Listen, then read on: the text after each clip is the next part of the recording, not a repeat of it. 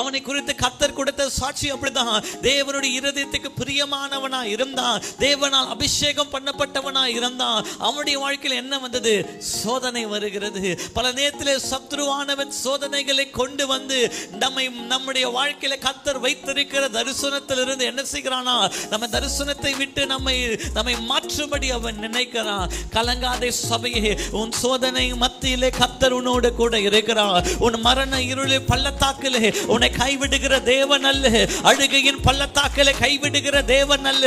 அவர் உன்னோட கூட இருந்து உன்னுடைய வாழ்க்கையில கர்த்தர் சொன்ன வார்த்தையை அவர் நிச்சயம் நிறைவேற்று அவர் வல்லவராய் இருக்கிறார். நல்ல கரங்களை தட்டி சொல்லுங்க.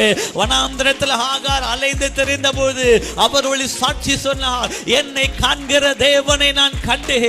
இந்த வனாந்திரத்தின் அனுபவத்தில் கர்த்தர் உன்னோடு கூட இருக்கிறார். உன்னை காண்கிற தேவன் ஒருவர் இருக்கிறார். ஆமென்.